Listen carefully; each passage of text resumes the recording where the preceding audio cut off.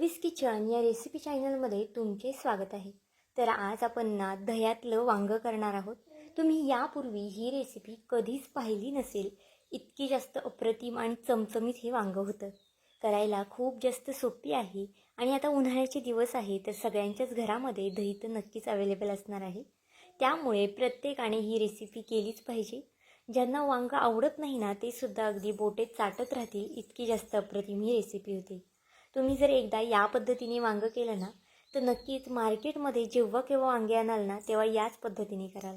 उन्हाळा असू दे, पावसाळा असू दे किंवा मग हिवाळा असू दे, कोणत्याही ऋतूत तुम्ही ही रेसिपी करू शकता, कारण की खायला खूप जास्त अप्रतिम लागते।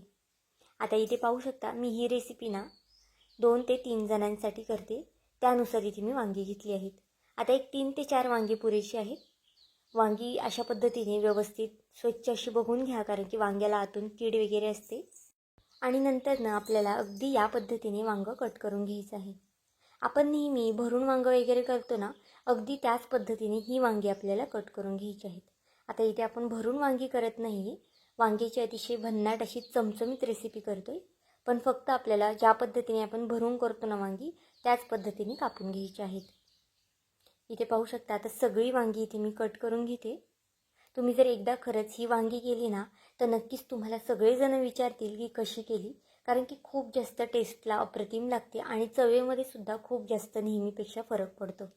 आता इथे मी सगळी वांगी कट करून घेते आणि नंतर तुम्हाला दाखवते। इथे पाहू शकता आपली 4ही वांगी कट करून झालेली आहेत। आता ही रेसिपी ना मी 2 जणांसाठी करते, त्यामुळे 4 वांगी घेतली आहेत। तुम्ही जर जास्त लोकांसाठी करत असाल ना तर वांग्याचे प्रमाण इथे वाढू शकता। वांगी आपल्याला कट केल्यानंतर लगेचच पाण्यामध्ये टाकायची आहेत आणि स्वच्छ 2 पाण्याने ही वांगी धुवून घ्यायची आहेत। इथे बघा 2 पाण्याने स्वच्छ अशी वांगी धुवून घेतली आहेत। नंतर ना त्यातलं पाणीसुद्धा इथे मी काढून घेतलं आहे। एका भांड्यामध्ये कोणताही बाउल घ्या किंवा कोणतीही वाटी वगैरे मोठी घेऊ शकता। त्यामध्ये आपल्याला इथे 2 ते 3 चमचे दही घालायचं आहे। आता इथे मी 2 जणांसाठी भाजी करते, त्यामुळे 2-2.5 चमचे दही घातलं आहे। पण जर तुमची भाजी जास्त लोकांसाठी असेल ना तर दह्याचं प्रमाण इथे तुम्ही वाढवू शकता। आता काही मसाले घालून घेतले आहेत। त्यामध्ये अर्धा चमचा हळद, 1 चमचा इथे मी लाल तिखट घातला आहे, 1 ते 1.5 चमचा इथे मी बेडगी मिरची घातली आहे। लाल तिखट हे तुम्ही तुमच्या आवडीनुसार तिखटाच्या प्रमाणे कमी जास्त करू शकता। 1 चमचा इथे मी धना पावडर घातला आहे, 1 चमचा किचन किंग मसाला घातला आहे। तुमच्याकडे जर गरम मसाला वगैरे असेल ना किचन किंग मसाल्याच्या ऐवजी तर तो सुद्धा इथे तुम्ही वापरू शकता।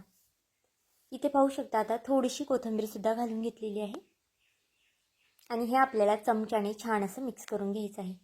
खरं तर तुम्ही हाताने सुद्धा मिक्स करू शकता, म्हणजे मसाला जो आहे ना तो अगदी आतपर्यंत लागला जातो आणि व्यवस्थित मॅरिनेशन सुद्धा आपल्याला हे करता येतं। पाहू शकता अगदी या पद्धतीने आपण ज्या पद्धतीने चिकनला किंवा पनीरला वगैरे मॅरिनेशन करतो ना, अगदी त्या पद्धतीने हे मिक्स करून घ्यायचं आहे। जर तुम्हाला जमत असेल ना तर मसालासुद्धा आतमध्ये अशा पद्धतीने भरा दह्याचा वांग्यामध्ये, म्हणजे अगदी आतपर्यंत मसाला जातो आणि वांगेसुद्धा अगदी ज्युसी अगदी छान होतात। इथे पाहू शकता आपलं छान असं मॅरिनेशन करून झालेलं आहे। तोपर्यंत जर तुम्ही अजूनही चॅनलला सबस्क्राईब केलं नसेल तर नक्कीच एक लाईक आणि सबस्क्राईब करून घ्या। आणि माझा हा व्हिडिओ तुम्ही कोणत्या देशातून शहरातून पाहत आहात ना हे सुद्धा मला कमेंट करून सांगायला मात्र विसरू नका।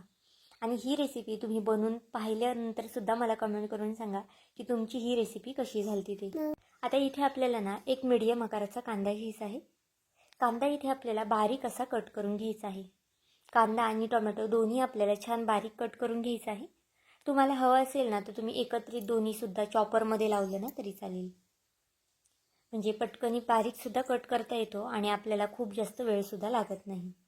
जर सकाळच्या घाई गडबडीत करत असाल ना तर ही भाजी तर नक्कीच चॉपरमध्ये वगैरे लावा, म्हणजे तुमचा वेळसुद्धा वाचेल। डब्यासाठी सुद्धा अगदी उत्तम पर्याय आहे। पाहुणेरावळे आल्यावर नेहमीचं काय करावं हे कळत नाही, पण अशा पद्धतीने चमचमीत दही वांगं त्यांना खाऊ घाला, ते सुद्धा तुम्हाला ही रेसिपी विचारल्याशिवाय राहणार नाही। आणि त्यांनी जर तुम्हाला ही रेसिपी विचारली ना तर नक्कीच माझा हा व्हिडिओ त्यांना रिकमेंड करा। इथे बघा आपला कांदासुद्धा कट करून झाला आहे आणि टोमॅटोसुद्धा अगदी बारीक असा मी कट करून घेतला आहे। टोमॅटो शक्यतो ना लाल बघून घ्या ह्या भाजीसाठी, म्हणजे भाजी अजून जास्त चमचमीत होते। एका साईडला गॅसवरती एक पॅन किंवा कढई तापत ठेवा, त्यामध्ये आपल्याला बघा आवडीनुसार तेल घालायचं आहे। आता इथे मी ना थोडंसं जास्तीचं तेल घातलेलं आहे, पण जर तुम्हाला कमी घालायचं असेल ना तर ते सुद्धा तुम्ही घालू शकता। इथे मी 2 पळ्या तेलाचा वापर केला आहे. तेल तापलं की त्यामध्ये आपल्याला 1 मोठा चमचा मोहरी आणि 1 चमचा जिरं घालून घ्यायचं आहे. जिरं आणि मोहरी तेलावरती छान फुललं की यामध्ये आपल्याला लगेचच पांढरे तीळ घालायचे आहे. पांढऱ्या तिळाने सुद्धा खूप छान अशी टेस्ट येते, त्यामुळे तुमच्याकडे असेल ना तर आवर्जून घाला. भरपूर असा फोडणीला कढीपत्ता घालून घेतला आहे आणि ठेचून घेतलेला लसूण घातला आहे. तुम्हाला हवं असेल तर अद्रक लसणाची तुम्ही पेस्ट वापरली ना तरी चालेल, पण अशा पद्धतीने लसूण ठेचून घातला ना की त्याचा फ्लेवर खूप छान येतो भाजीमध्ये. इथे मी अद्रकसुद्धा थोडंसं किसून घेतलं आहे. आता हे छान असं तेलावरती परतून घ्यायचं आहे. जर तुम्ही फोडणी अगदी छान तेलावरती परतली ना की भाजीमध्ये फोडणीचा खूप छान असा सुगंध येतो. आता इथे मी ना 1 मिनिटभर तरी फोडणी परतून घेतलेली आहे. आता आपली फोडणी छान परतून झालेली आहे. आता यामध्ये आपण कांदा घालून घेऊया. फोडणी परतताना ना खूप जास्त फास्ट गॅस करू नका, नाहीतर मग खाली चिटकू वगैरे शकता आपण लसूण आणि अद्रक घातल्यामुळे. आता कांदा आणि टोमॅटो दोन्ही मी यामध्ये घालून घेतला आहे आणि फास्ट गॅसवरती कांदा टोमॅटो आपल्याला छान असा परतून घ्यायचा आहे. इथे पाहू शकता कांदा टोमॅटो अगदी मऊ होईस्तोपर्यंत मी छान परतून घेतलेला आहे.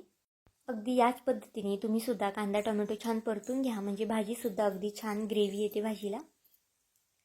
आपला कांदा टोमॅटो छान परतला आहे. गॅस अगदी स्लो करायचा आहे आणि त्यानंतर आपण जे वांग्याचं मॅरिनेशन करून ठेवलं होतं ना ते यामध्ये घालायचं आहे. हे मॅरिनेशन घालताना ना गॅस अगदी स्लो करा. जर तुम्ही फास्ट गॅस केला ना तर मग खाली आपण दही वगैरे घातलं आहे, त्यामुळे ते खाली लागू वगैरे पण शकतं. आता बघा अगदी छान असं आता हे मिक्स करून घेऊया. जो काही मसाला भांड्याला लागला आहे ना तो सगळा मसाला यामध्ये मी काढून घेतला आहे स्पॅच्युलाने. तुम्ही कोणत्याही चमच्याने वगैरे सुद्धा काढू शकता, किंवा मग नाही काढला ना तरी चालेल, कारण की नंतर आपल्याला त्यामध्ये थोडंसं पाणी टाकून ते तुम्ही हिसळून सुद्धा घेऊ शकता. आता बघा हे छान असं आपल्याला मिक्स करून घ्यायचं आहे. तुम्ही कधीच यापूर्वी असं वांगा मसाला केला नसेल. अगदी वेगळी पद्धत आहे, खायलासुद्धा अगदी अप्रतिम लागतं. भाताबरोबर खा, भाकरीबरोबर खा किंवा मग चपातीबरोबर खा, कशासोबतही खाल्लं ना तरीसुद्धा खूप जास्त भन्नाट लागतं. आता हा मसाला ना आपल्याला 1 मिनिट ते 2 मिनटं तरी तेलावरती छान असा परतून घ्यायचा आहे. यामध्ये आता चवीनुसार मीठ घालून घेऊया. मीठ घातल्यानंतर पुन्हा छान असा मिक्स करून घेऊया. या मसाल्याचा घरभर अगदी छान असा सुगंध सुटतो. खूप जास्त चमचमीत ही भाजी तयार होते. तुम्हाला भाजी झाल्यानंतर तर मी दाखवणारच आहे किती जास्त भाजीला रंग आलेला आहे ते. आता भाजी छान अशी मिक्स करून घेतली आहे आणि भाजीला छान असं तेलसुद्धा सुटलेलं आहे. आता ही भाजी ना तुम्हाला खूप जास्त पातळ वगैरे करायचं असेल ना तर तुम्ही थोडीशी पाण्याचं प्रमाण वाढवू शकता, पण शक्यतो ना ही भाजी थोडीशी अशी लपतपीत ग्रेव्हीसारखी असली ना की खायला छान लागते. आता ज्या भांड्यात आपण मॅरिनेशन करून ठेवलं होतं ना त्याच भांड्यात मी थोडंसं पाणी घालून घेतलं आहे. खूप जास्तसुद्धा पाणी घालायचं नाही आहे. लागलंच तर तुम्ही वरून थोडंफार पाणी घालू शकता, कारण की दही वापरलेलं आहे आणि दह्याला बऱ्यापैकी पाणी सुटतं, त्यामुळे खूप जास्तसुद्धा पाणी सुरुवातीला घालू नका. पाणी घातल्यानंतर हे आपल्याला एक 5 ते 6 मिनटं वांगं छान असं शिजून द्यायचं आहे. आता पूर्ण वेळ नाही, इथे मला 6 ते 7 मिनटं लागला होता वांगं शिजायला, आणि इथे मला ना थोडंसं पाणी जास्तीचं सुद्धा लागलं होतं, तर मी इथे 5 ते 6 चमचे थोडेसे पाणीसुद्धा यामध्ये घातलं होतं. आता इथे पाहू शकता एक 6 ते 7 मिनिटांनी भाजी आपली ओपन करून मी बघितली आहे. खूप छान अशी शिजलेली सुद्धा आहे. वांगी खूप जास्त आपल्याला सुद्धा शिजवायची नाही, नाहीतर मग वांग्यांचा गाळ झाला ना तर मग भाजी छान लागत सुद्धा नाही खायला. अगदी परफेक्ट आणि चमचमीत अशी वांग्याची भाजी आपली तयार झालेली आहे. तुम्ही याला दही वांगं म्हणू शकता, दही मसाला वांगं म्हणू शकता. तुम्हाला जे नाव आवडेल ना ते नक्कीच याला देऊ शकता, आणि तुम्ही याला काय नावाने म्हणाल ना हे सुद्धा मला कमेंट करून नक्कीच सांगा. आता गॅस इथे बंद करून घेऊया आणि वरनं भरपूर अशी कोथिंबीर घालून घेऊया. तर आजचं हे वांगं मसाला तुम्हाला कसं वाटलं मला हे कमेंट करून नक्कीच सांगा, आणि चॅनलवरती नवीन असाल तर चॅनलला एक लाईक आणि एक सबस्क्राईब करायला विसरू नका. पुन्हा भेटूया आपण अशाच एका नवीन व्हिडिओमध्ये. तोपर्यंत बाय.